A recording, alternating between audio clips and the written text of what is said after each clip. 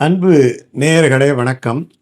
வருகின்ற ஏகாதசி, இந்த ஏகாதசிக்கு பிரபோதினி ஏகாதசின்னுட்டு பேர். பிரபு என்ன பகவான் இல்லையா? போதினின்னு சொன்னால் விழிப்புணர்வு பெறுதல்னுட்டு அர்த்தம். அப்போ பகவான் சயனத்திலே இருந்து, எந்த சயனத்திலேருந்து? யோக சயனத்தில் 4 மாதம் முன்னாடி சாதுர்மாசி விரதம் ஆரம்பிக்கின்ற பொழுது அவர் என்ன பண்ணாருன்னா யோக சயனத்திலே ஆழ்ந்தார். சயன ஏகாதசின்னுட்டு பேர். அந்த சயன ஏகாதசியிலிருந்து விழிப்படைகின்ற ஏகாதசி என்பதினாலே இதுக்கு பிரபோதின ஏகாதசின்னுட்டு பேர். பெரிய பெரிய ராஜாக்கள், ஏன் முனிவர்கள், ஏன் பகவானே இருந்த ஏகாதசி விரதம் இல்லையா? 30 முக்கோடி தேவர்களும் ஏகாதசி விரதத்தை இருந்து அந்த புண்ணியத்தை பெறுகிறார்கள். அவர்களுடைய தவசக்தி வளருகின்றது. 100 அஸ்வமேத யாகம் பண்ணால் என்ன சக்தி கிடைக்குமோ அந்த சக்தி ஒரு ஏகாதசி விரதத்தில் கிடைக்குது அப்படின்ட்டு புராணங்கள் கூறுகின்றன. பகவானே நாரதரிடத்தில் கூறுவதாக புராணங்களில் வருது. இந்த ஏகாதசி விரதத்தினுடைய மகிமையை நான் சொல்லுகிறேன் கேள் அப்படின்ட்டு சொல்கிறார். அப்படிப்பட்ட ஏகாதசி இதுக்கு மிஞ்சின ஒரு விஷயமே கிடையாது. எப்படி இந்த மரங்களிலேயே அரச மரம்தான் ராஜமரம் என்று சொல்லுவோம். பறவைகளிலே புல்லறையன் என்று சொல்லக்கூடிய கருடனைத்தான் புல்லுகு ராஜான்னு சொல்லுவோம். அந்த மாதிரி ஏகாதசி விரதத்தில் ஒரு ராஜா வேணும் இல்லையா? அந்த ராஜா தான் இந்த கார்த்திக வளர்பிறை. ஏன்னா ஐப்பசி மாதம் அமாவாசைக்கு பிறகு சாந்திரமான முறையிலே கார்த்திகா மாதம் பிறந்து விடுவதாரு. அதிலே வளர்பிறை ஏகாதசியாக வரக்கூடிய இந்த பிரபோதின ஏகாதசி என்பது ரொம்ப சால சிறந்தது. அந்த ஏகாதசிகளிலே ராஜாவாக இருக்கிறது. இந்த மேற்கு வடக்கு இந்த பகுதியில் இருக்குது இல்லையா? இந்த மகாராஷ்டிரா, இந்த குஜராத், அதுக்கப்புறம் இந்த பாலைவனம் இருக்கக்கூடிய அந்த பகுதிகளெல்லாம் இருக்குது இல்லையா? அந்த இடத்துல எல்லாம் இருக்கக்கூடியவர்கள் இந்த ஏகாதசியை தவறாமல் கடைபிடிப்பார்கள். பந்தர்பூர் யாத்ரா என்பது நிறைவடைகின்ற ஒரு நாளாக இந்த நாள். அதனால் வடக்கில் இது ரொம்ப ரொம்ப விசேஷம்.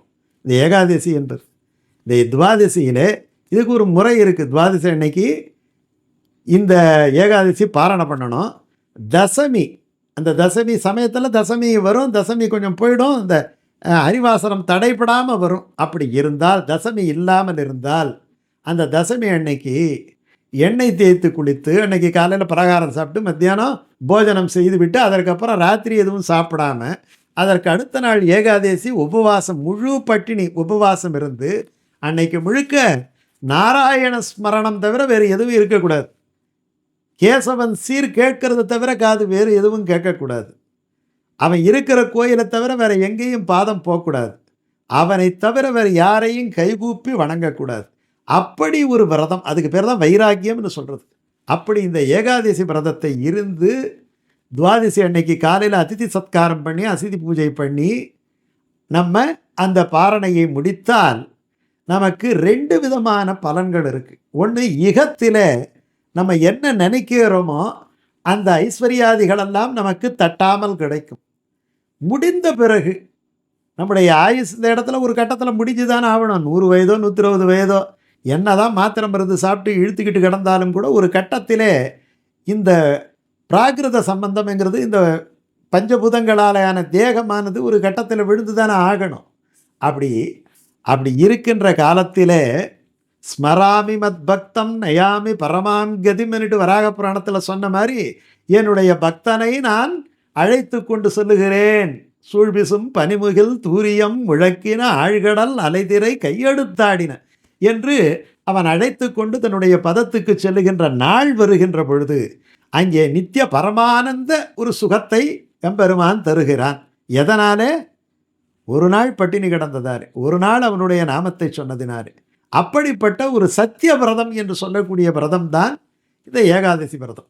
அதுவும் இந்த ஏகாதசி விரதத்துக்கு மறுநாள் பார்த்திங்கன்னா துளசி விவாகம்.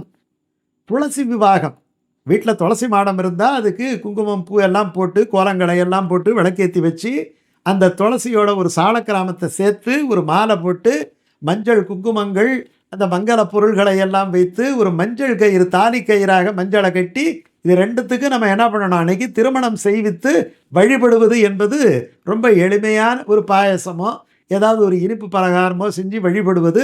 ஒரு சப்த பிரதட்சணம் 7 முறை அந்த துளசி மாடத்தை பிரதட்சணம் பண்ணுறது ஒரு மிகப்பெரிய பேர். இந்த துவாதசி அன்னைக்கு செய்ய வேண்டிய ஒரு வேலை. அப்படி இல்லை அப்படின்னு சொன்னால் நெல்லி மரத்தையும் இந்த துளசி மரத்தையும் சேர்த்து நம்ம திருமணம் செய்விக்கலாம்.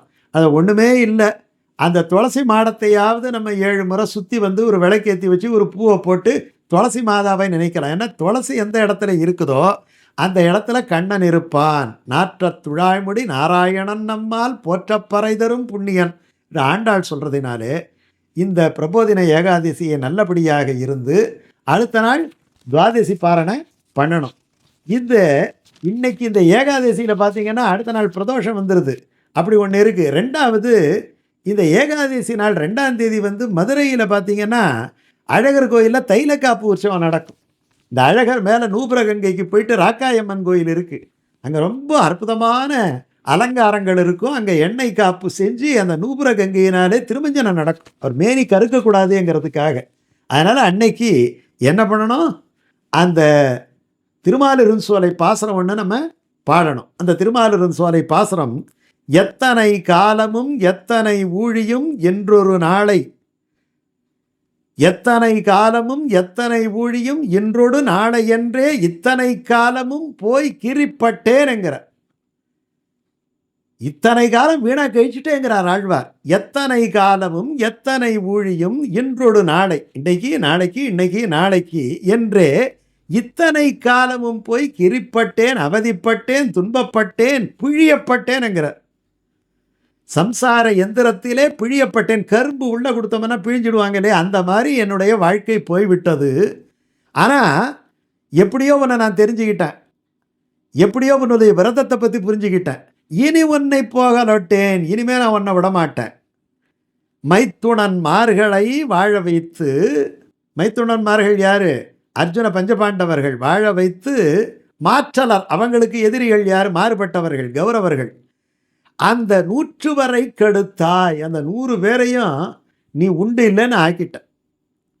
சித்தம் நின்பாலது அறுதி என்றோ, என்னுடைய நெஞ்சமெல்லாம் உன்னிடத்திலே இருப்பதை நீ தெரிந்து கொண்டிருக்கிறாய் அல்லவா. திருமாலிரும் சோலையந்தாய், திருமாலிரும் சோலையிலே இருக்கக்கூடிய என்னுடைய தந்தையே. இந்த பாசுரத்தை சொல்லணும். எத்தனை காலமும் எத்தனை ஊழியும் இன்றொடு நாளை என்றே இத்தனை காலமும் போய் கிரிப்பட்டேன், இனி உன்னை போகலொட்டேன். மைத்துணன்மார்களை வாழ்வித்து மாற்றலர் 100 வரை கெடுத்தாய், சித்தம் நின்பாலது அறுதி என்றோ திருமாலிரும் சோலையந்தாய். இந்த பாசுரத்தை பாடி இந்த ஏகாதசி விரதத்தை இருந்தால் நமக்கு வாழ்வு தித்திக்கும்.